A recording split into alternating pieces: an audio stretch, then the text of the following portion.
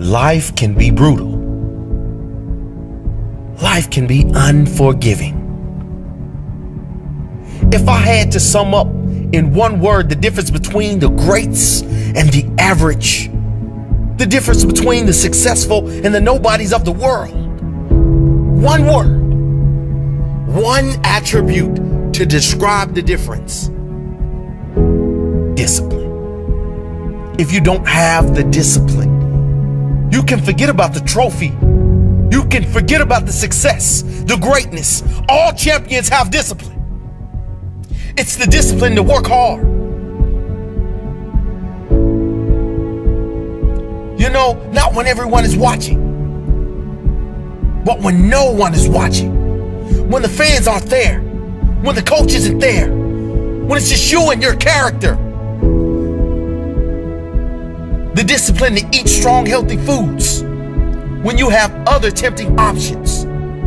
When those around you might not be so strong. The discipline to say no when those around you choose to be average.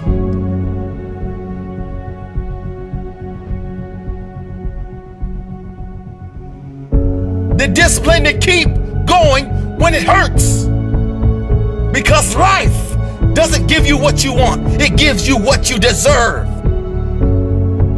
And if you haven't worked for it, if you haven't sacrificed for it, if you haven't given your all, then you don't deserve it. And you won't get it. Push through the pain. On the other side is growth. When pain comes, that means it's time to show character. Show me your character. Remain disciplined. Stay strong. When it all seems hopeless, keep plugging away. Nothing can stop you if you don't stop for anything. Don't stop for anything. Never break your discipline. Remain faithful to yourself and your vision. When it gets painful, push harder.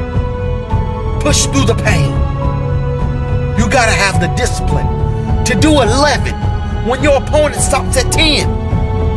The discipline to keep going when it hurts. Because life doesn't give you what you want. It gives you what you deserve. And if you haven't worked for it, if you haven't sacrificed for it, if you haven't given your all, then you don't deserve it. And you won't get it. Show your character. Remain disciplined. Stay strong. Don't say why the pain. Don't say why me. Say try me. Say, is that all you've got? Give me more. Keep plugging away when there seems to be no hope of victory. When you don't see the results. Hang in there. Be strong. Be brave. Remain disciplined. And your time will come.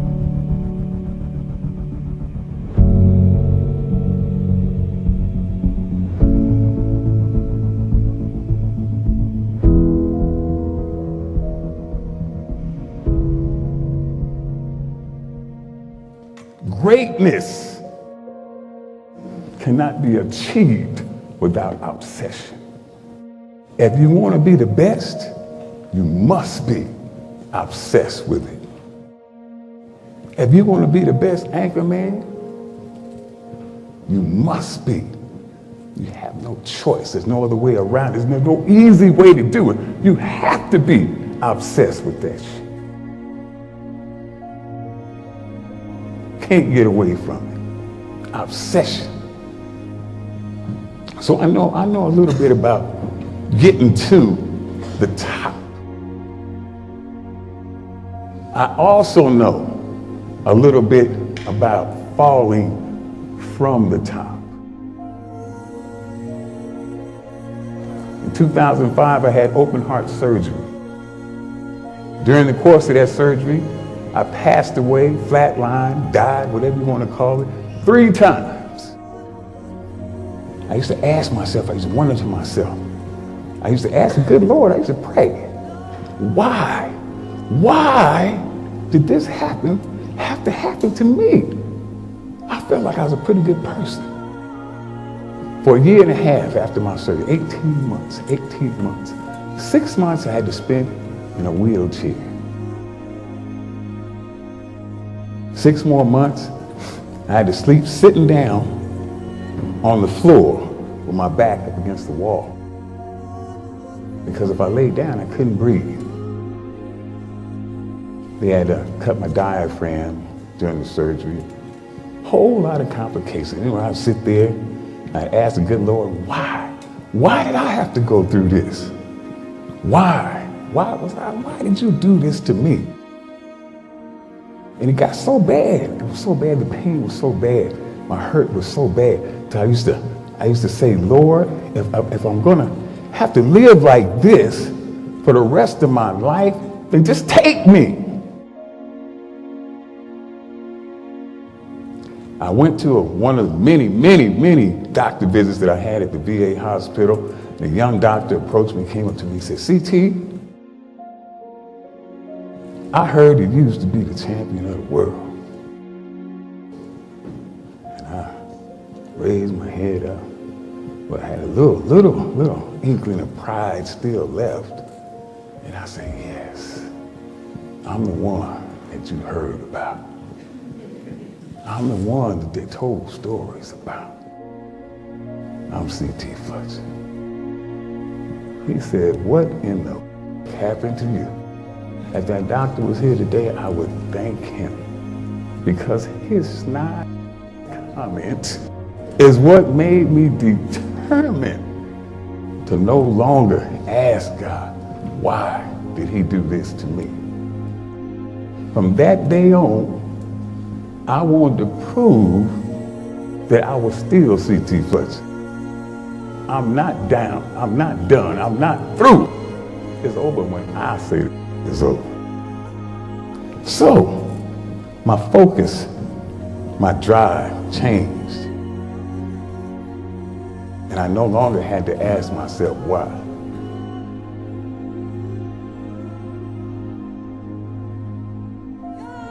So I tell you today, I called, when I was preparing to be the world champion, when I wanted to be the champion, I called it my magnificent obsession.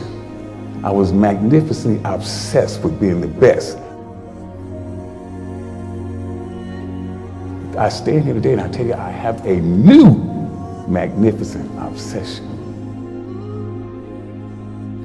I'll tell you, first of all, that everything I went through, every beating I got, every nose that was broken, every bone that was broken, all the suffering I went through in my recovery to come back, all the times I couldn't breathe, I rushed to the emergency, it was all, every minute of it was worth it.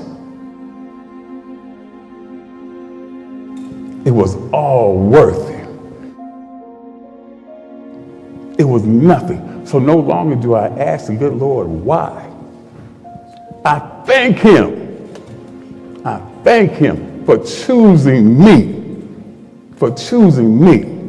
to be the one. So I am the one that he chose to not die, but to stay here and deliver that message to you.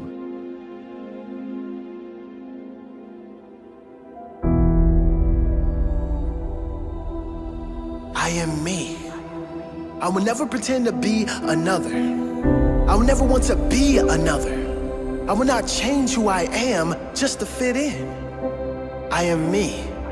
I am not perfect, but I'm working on myself, working to become the best version of myself. I am working on myself to continue to expand my own self through my own work, in my own way. I am me. Not the me you think I am. Not the me you want me to be, but just me, the one I want to be. I am me. I make my own decisions. I don't follow. I walk my own path. It's not always easy, but I'd rather walk alone than walk with others in the wrong direction. I am me.